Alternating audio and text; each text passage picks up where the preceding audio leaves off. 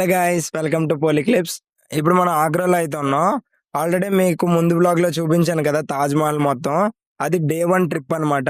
మేము ఒక 5 days trip అలా అనుకుంటున్నాం. అది ఎన్ని డేస్ ఎక్స్టెండ్ అవుతుందో తెలీదు. ప్రెసెంట్ అయితే 5 days అనుకుంటున్నాం. అందులో first day Agra Taj Mahal. So Taj Mahal already full blog కింద చేసి నిన్నటి వీడియోలో పెట్టా. సో ఒకవేళ వీడియో మిస్ అయ్యి ఉంటే ఇక్కడ ఐకార్డ్స్లో పెడతాను, లేదంటే డిస్క్రిప్షన్ లింక్ పెడతా. ఇప్పుడు ఆగ్రా స్టేషన్లో ఉన్నాం. ఇప్పుడు టైం ఎగ్జాక్ట్గా 11 అయింది. ఇప్పుడు నెక్స్ట్ మేము వెళ్ళబోయే స్టేషన్ మథురా అనమాట. ఈ రోజు తాజ్మహల్ కంప్లీట్ అయింది. ఇప్పుడు నైట్ ఇక్కడ నుంచి ఆగ్రా నుంచి మథురాకి అరౌండ్ 50 కిలోమీటర్స్ ఉంటది, 50 to 60 కిలోమీటర్స్ ఉంటది. మథుర ఎందుకు వెళ్తున్నాం అంటే పుష్కరాల కోసం వెళ్తున్నాం. మథుర అనేది కృష్ణుడు పుట్టిన స్థలం అనమాట. మెయిన్ గా వచ్చిన ఈ ట్రిప్ స్టార్ట్ అవడానికి కారణం కూడా యమునా పుష్కరాలే. సో ఇప్పుడు యమునా పుష్కరాల కోసం మథుర అయితే వెళ్తున్నాం. ఇప్పుడు ట్రైన్ మాకు 11:45 అలా ఉంది. 11:45 ఉంటే ఒక 1 hour లో అయితే వెళ్ళిపోతాం. సో అక్కడ గురించి మొత్తం ఈ వ్లాగ్ లో ఉంటది. సో వ్లాగ్ ని అయితే ఎండ్ వరకు చూడండి, చిన్నది కూడా మిస్ అవ్వద్దు. సరే మరి వ్లాగ్ ని అయితే ఎంజాయ్ చేయండి. Bye bye. మథురకు వెళ్ళడానికి మాకు చాలా కష్టాలు వచ్చాయి. ముందుగా మేము ఆగ్రా నుంచి మథురకు వెళ్ళడానికి 11:50కి అమృత్సర్ ఎక్స్ప్రెస్ ఉందంటే అది ఎక్కుదామని అనుకున్నాం. కానీ ఆ ట్రైన్లో నిలబడడానికి కూడా ప్లేస్ లేదు, జనాలతో ఫుల్గా ఉన్నారు. సర్లే మరి ఇంకేం చేస్తాం, నెక్స్ట్ ట్రైన్ ఏముంది అని చూస్తే జస్ట్ ఇంకో 20 minutesలో ఇంకో ట్రైన్ ఉంది. అది 12:10కి. సో ఆ ట్రైన్ ఎక్కుదామని వెయిట్ చేస్తున్నాం. ఆ ట్రైన్ కూడా వచ్చేసరికి ముందు ట్రైన్ మీద పర్లేదు, కొంచెం డోర్ దగ్గర అయినా నిల్చోడానికి ప్లేస్ దొరికిందని మేమైతే ఎక్కాం. ఇంకా డోర్ దగ్గర ఉన్నాం కాబట్టి మంచిగా గాలి తగులుతుంది, జర్నీ బాగానే అయిపోతుంది అనుకునే లోపే ఇంకో సర్ప్రైజ్. బయట ఫుల్గా వర్షం స్టార్ట్ అయింది. మేము డోర్ దగ్గర ఉన్నాం కాబట్టి కొంచెం తడిచాం కూడా. సర్లే మరి ఏం చేస్తాం అనుకుని డోర్స్ అయితే క్లోజ్ చేసి లోపల నిల్చున్నాం. టైం చూస్తే రాత్రి 1:30 అవుతుంది. ఆగ్రా నుంచి మథురకి 1 hour అయినా కానీ మాకు మాత్రం చాలా టైం, పెద్ద అడ్వెంచర్ లాగా అనిపించింది. కానీ స్టోరీ ఇక్కడితో కంప్లీట్ అవ్వలేదు. బయటకు వచ్చేసరికి కూడా ఫుల్గా వర్షం పడుతుంది. మేము డైరెక్ట్గా టెంపుల్ దగ్గరికి వెళ్ళిపోయి అక్కడ కొంచెంసేపు రెస్ట్ తీసుకొని ఎర్లీ మార్నింగ్ 4-5కి యమునా పుష్కరాలకు వెళ్ళి స్నానం చేసి ఫ్రెష్ అప్ అయిపోయి దర్శనంకి వెళ్ళొచ్చు అని అనుకున్నాం. సో అలానే ప్లాన్ చేసి ఆటోస్ 2 మాట్లాడుకున్నాం. పర్ పర్సన్ 20 రూపీస్ ఛార్జ్ చేస్తాము. 2 ఆటోస్ తీసుకున్నాం, 160 రూపీస్ అలా అయింది.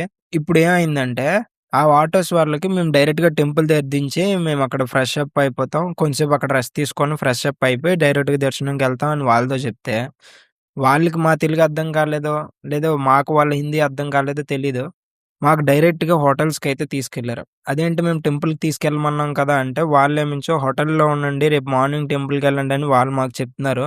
లేదు మాకేం రూమ్ అవసరం లేదు, మేము వెంటనే వేరే ప్లేస్‌కెళ్ళిపోతాం దర్శనం అవ్వగానే అనేసి వాళ్ళకి చెప్పినా కూడా వాళ్ళేం వినలేదు. హోటల్‌లో రూమ్ తీసుకోండి, టెంపుల్‌కి ఇప్పుడు ఎళ్ళలేము, టెంపుల్ ఇప్పుడు క్లోజ్‌లో ఉంటది, అక్కడి వరకు ఈ రెయిన్‌లో వెళ్ళలేమని మాకైతే వాళ్ళు టెంపుల్‌కి తీసుకెళ్ళలేదు. మరి వద్దురా బాబు ఇంక టెంపుల్‌కి కూడా వద్దు, డైరెక్ట్ స్టేషన్ దగ్గర మాకు దించేయి అంటే వాళ్ళు ఫైనల్‌గా స్టేషన్ దగ్గర అయితే దించేశారు. అలా మళ్ళీ స్టేషన్‌కి అయితే రిటర్న్ అయ్యాం. మరేం చేస్తాం, రాత్రి మొత్తం స్టేషన్‌లోనే కొంచెం రెస్ట్ తీసుకున్నాం. ఇంక జరిగిందేదో కల అనుకోని మర్చిపోయి ఎర్లీ మార్నింగ్ 5కి మళ్ళీ లేచాం ఫ్రెష్‌గా. ఇప్పుడైతే ఇంక యమునా పుష్కరాలకెళ్ళిపోయి అక్కడ ఫ్రెష్ అప్ అన్నీ అవ్వొచ్చని స్టార్ట్ అవుతున్నాం. లేచింది 5కే అయినా ఇంకా బ్రష్ అవన్నీ చేసేసరికి టైం 6 అలా అయిపోయింది. ఇంకా సన్‌రైజ్ అవ్వడంతో మాతో పాటు చాలా మంది స్టార్ట్ అయ్యారు. ఇంకా మేము ఆటోస్ వెతకడానికైతే మళ్ళీ కిందకెళ్ళాం. ఈసారైనా టెంపుల్ దగ్గర దించరా అని ఒక 2 ఆటోస్ అయితే మాట్లాడాం. ఈచ్ పర్సన్ 20 రూపీస్ సేమ్ తీసుకున్నారు. 2 ఆటోలకి మొత్తం 8 మెంబర్స్ కాబట్టి 160 రూపీస్ అయింది. కానీ ఈ ఆటోస్ ఏంటంటే చాలా చిన్నగా ఉన్నాయి. ఇవన్నీ సీఎన్జీ ఆటోస్. మన సైడ్ ఆటోస్ లాగా కాదు, ఒకేసారి 10 మంది ఎక్కడానికి అవ్వట్లేదు. కరెక్ట్ గా కూర్చుంటే ఒక 4 మెంబర్స్ కే అవుతుంది. ఇంకా చాలా మంది వరకు డైరెక్ట్ రైల్వే స్టేషన్ నుంచి నది వరకు నడుచుకుని అయితే వెళ్తున్నారు. ఇప్పుడు మథురలో యమునా పుష్కరాల కోసం చాలా ఘాట్స్ ఉన్నాయి. కానీ మేము వెళ్తున్న ఘాట్ పేరు వచ్చేసరికి విశ్రమ్ ఘాట్ అన్నమాట. విశ్రమ్ ఘాట్ యొక్క ప్రత్యేకత ఏంటంటే శ్రీకృష్ణుడు తన మామ కంసుని చంపిన తర్వాత ఇక్కడే విశ్రాంతి తీసుకున్నారంట. అందుకే ఈ ప్లేస్ ని విశ్రమ్ ఘాట్ అంటారు. రైల్వే స్టేషన్ నుంచి 10 to 15 minutes లో ఇక్కడికి వచ్చేయచ్చు. ఇంకా ఫైనల్లీ మనం యమునా నదికి అయితే వచ్చాం. కానీ మనకి యమునా నది దగ్గరికి తీసుకెళ్లరు, కొంచెం దూరంలో అంటే ఒక 50 meters దూరంలో అయితే దించుతారనమాట ఆటోస్. మనం అక్కడ నుంచి నది వరకు నడుచుకొని వెళ్ళాలి. అదేమంత దూరం కాదు. ఇక్కడ నుంచి నడవడం స్టార్ట్ చేసిన తర్వాత మనకి చాలా షాప్స్ కనిపిస్తాయి. అంటే పూజ సామాన్లు అమ్ముతుంటారు, ఇంకా బాటిల్స్ అమ్ముతుంటారు. అంటే కొంతమంది యమునా వాటర్‌ని తీసుకొని వెళ్తారు కదా ఇంటికి, వాళ్ళ కోసం బాటిల్స్ అమ్ముతారనమాట. ఇంకా తర్వాత ఇలాంటి పువ్వులు కూడా అమ్ముతారు. అవన్నీ నదిలో వదిలి ఇంకా పూజలు గట్టా చేస్తున్నారు. మేము వెళ్ళేసరికి ఒక్కొక్క ఫ్యామిలీస్ వాళ్ళ పూజలు అయితే చేస్తున్నారు. ఇంకా ఫైనల్లీ మనం యమునా నదికి అయితే వచ్చాం. ఇప్పుడు మేము ఇక్కడ స్నానాలు అవన్నీ చేయాలి. స్నానాలు అవన్నీ చేసిన తర్వాత దేవుడి దర్శనం చేసుకొని కృష్ణుడి జన్మభూమి టెంపుల్ కి అయితే వెళ్తాం. ఇంకా మాతో పాటు చాలా మంది జనాలైతే వచ్చారు. ఎందుకంటే ఈ రోజు నుంచే యమునా పుష్కరాలు స్టార్ట్ అవుతాయి కాబట్టి. ఇక్కడ నేను చాలా క్లిప్స్ అయితే తీసా. సో వాటన్నిటిని ఇప్పుడు మీకు ప్లే చేస్తా. సో ఆ క్లిప్స్ అన్ని చూసి ఎంజాయ్ చేయండి.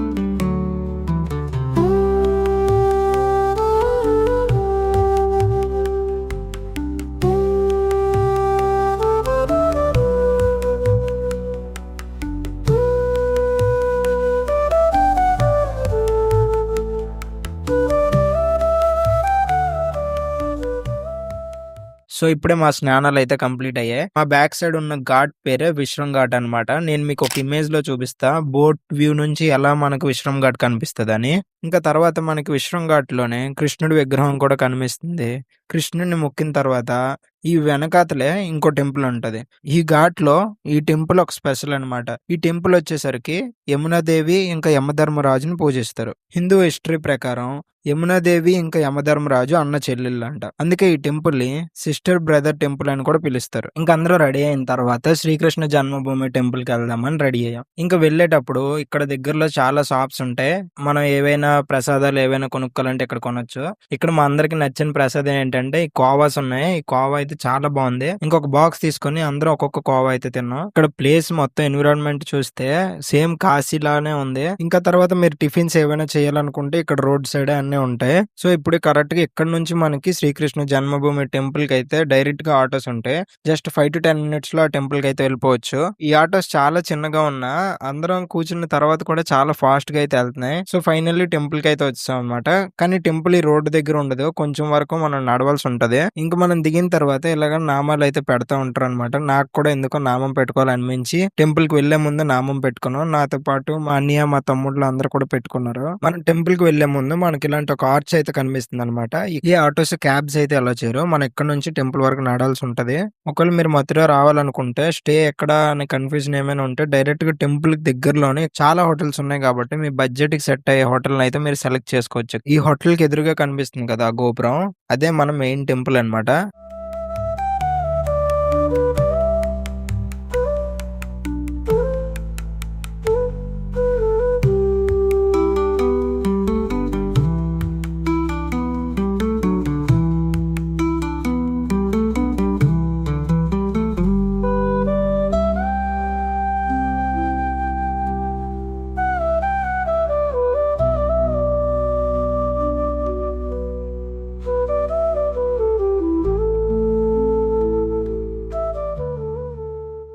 సో ఫైనల్లీ మేము ఎంట్రన్స్ గేట్ దగ్గరికి అయితే వచ్చాం.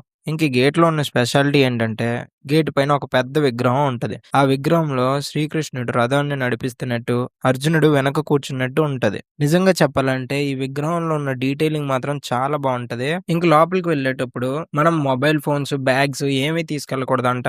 నేను మొత్తం రికార్డ్ చేద్దాం అనుకున్నా గానీ మొబైల్ ఫోన్స్ అలౌ లేదు అని చెప్పేశారు. కానీ మొబైల్స్ ఎక్కడ పెట్టుకోవాలంటే ఇక్కడ క్లాక్ రూమ్స్ అయితే ఉన్నాయి కరెక్ట్ గా మెయిన్ గేట్ కి లెఫ్ట్ సైడ్ లో.